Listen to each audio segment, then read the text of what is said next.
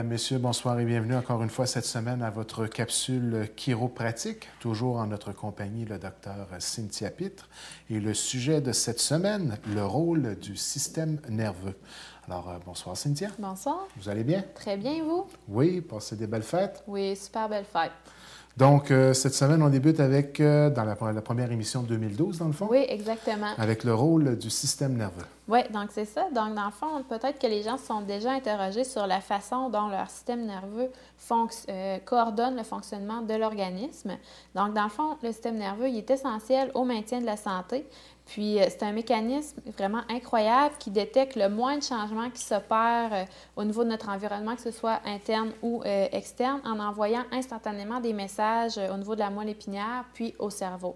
Comme par exemple, un signal comme ça peut déclencher en une fraction de seconde notre réflexe, comme par exemple si on met notre main sur quelque chose qui brûle, tout de suite on va l'enlever, on ne la laissera pas là.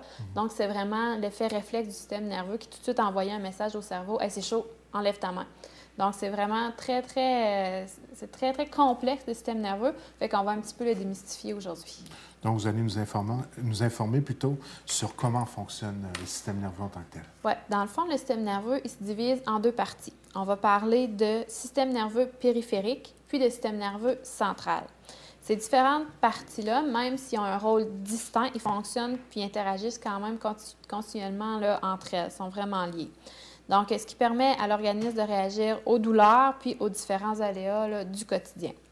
Donc, on va voir un petit peu comment tout ça s'opère. Donc, première chose, le système nerveux périphérique, lui, il comprend ce qu'on appelle les nerfs crâniens puis les nerfs rachidiens, c'est-à-dire les nerfs de la colonne vertébrale, c'est-à-dire comme tous les nerfs de la colonne vertébrale qu'on voit ici de chaque côté. Ça, c'est ce qu'on appelle les nerfs rachidiens. Puis, on a les nerfs crâniens aussi au niveau du cou qui sont là.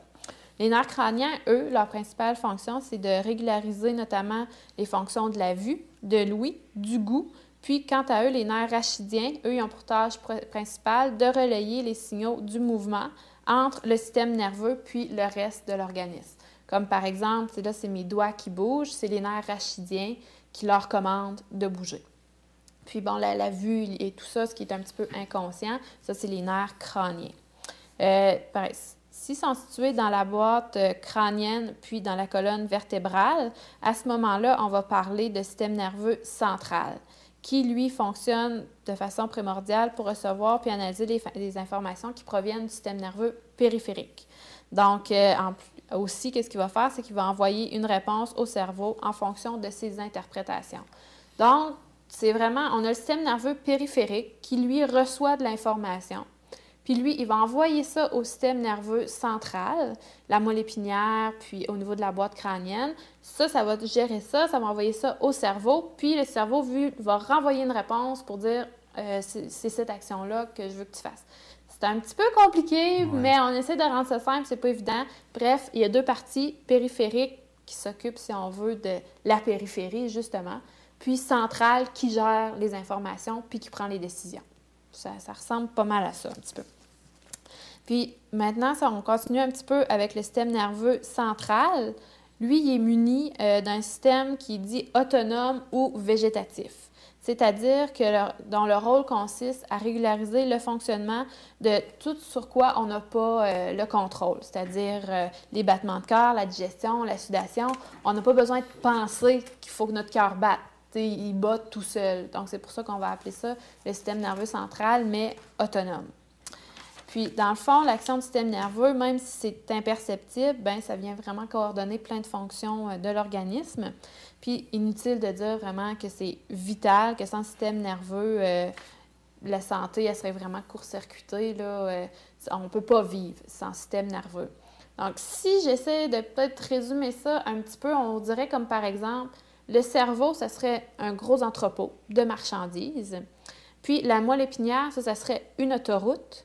Puis tous les nerfs périphériques que j'ai parlé tantôt, qui sont les nerfs rachidiens, ça serait toutes les routes secondaires. Donc, on a notre marchandise qui part de l'entrepôt, qui est du cerveau. Elle s'en va sur l'autoroute dans des camions de livraison, si on veut. Puis ces camions de livraison-là prennent les embranchements, les nerfs rachidiens, pour aller livrer la marchandise. La marchandise, bien entendu, c'est toute l'information que le corps doit gérer. Donc, peut-être vu comme ça, c'est peut-être un petit peu plus facile à comprendre, là. J'essaie de mettre ça dans... Très bonne capacité de vulgarisation.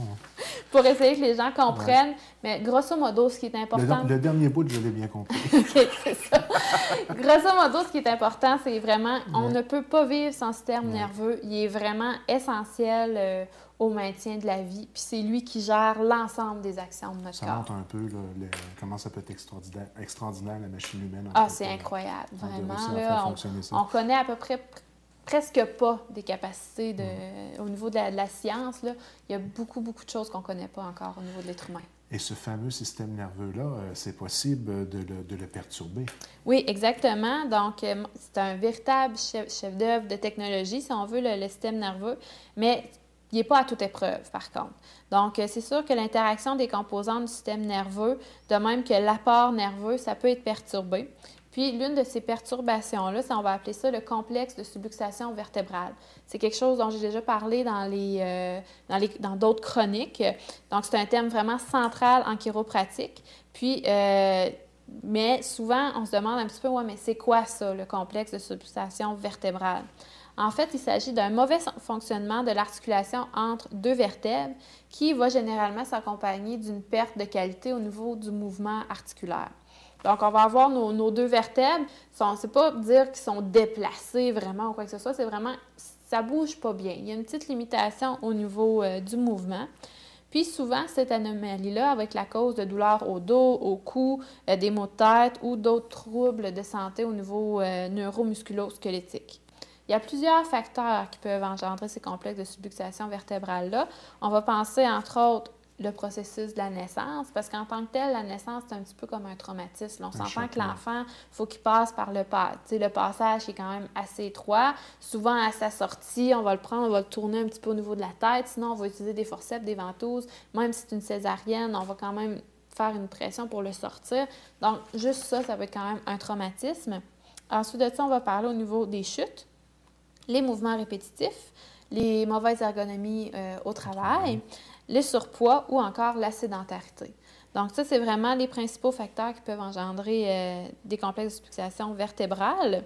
Puis, étant donné que le fonctionnement du système nerveux est étroitement relié au complexe de la subluxation vertébrale, donc parce que dans le fond, la colonne vertébrale, c'est vraiment la protectrice du système nerveux. Son rôle principal, c'est de protéger le système nerveux, qui est, entre autres, la moelle épinière qui passe vraiment Je vais demander à mon régisseur de changer de caméra pour qu'on voit ce que vous... Oui, d'accord, allez-y. C'est vraiment parce que la moelle épinière qui passe à l'arrière des vertèbres, c'est vraiment la colonne vertébrale vient protéger cette partie-là du système nerveux. Donc, qui est un lien essentiel au cerveau. Donc, s'il y a une perturbation au niveau des vertèbres qui vient en même temps perturber un petit peu la moelle épinière, donc la transmission d'informations entre les nerfs périphériques, la moelle épinière et le cerveau va se faire d'un petit peu de façon erronée, si on veut. Donc, c'est pour ça qu'on peut développer justement les douleurs au dos, au cou, puis les maux de tête. Donc, c'est vraiment à cause de cette interférence-là qu'on va développer des douleurs. C'est pourquoi nous, en chiropratique, qu'est-ce qu'on va faire? C'est qu'on va vraiment aller travailler au niveau de ces interférences-là pour que notre influx nerveux puisse circuler de façon optimale. Parce que c'est comme, tantôt, j'ai fait un rapport avec de la marchandise, des autoroutes, puis tout ça. Si on a un complexe de subluxation vertébrale, qu'est-ce qui se passe? C'est que, notre camion, il est sur l'autoroute, il veut prendre sa bretelle d'embranchement, mais il y a de la construction. Fait qu'il faut qu'il fasse un détour, ça le ralentit. Donc, à ce moment-là, c'est ça qui peut nous amener justement le processus de douleur. Donc, nous, on veut, entre guillemets, aller enlever cette construction-là sur les bretelles d'embranchement pour que l'influx nerveux circule vraiment bien. Donc, c'est vraiment ça, beaucoup notre rôle là, en chiropratique là, pour que les gens gardent vraiment une bonne santé puis qu'on minimise les risques d'affection au niveau de la colonne vertébrale. Et au quotidien, comment on peut faire un peu de prévention pour essayer de faire en sorte d'avoir le moins de problèmes possible tout au long de notre vie? Oui, bien exactement. Il y a vraiment plusieurs habitudes qu'on peut prendre qui vont contribuer à avoir un système nerveux alerte et avisé. On parle d'une alimentation saine, du temps de repos, une posture adéquate, puis bien entendu, une routine d'exercice physique régulier. Donc, si on prend ces bonnes habitudes-là, ça va beaucoup, beaucoup aider notre système nerveux. Puis par la même occasion, on va pouvoir vraiment avoir une santé qui va être optimale. Donc, c'est ce qui va conclure la première émission de 2012. Oui, exactement. Donc, comme à l'habitude, on termine en rappelant vos coordonnées. Oui, moi, je suis située au 497, bureau 201, rue Hôtel de Ville à Chenler et mon numéro de téléphone est le 418-689-2447.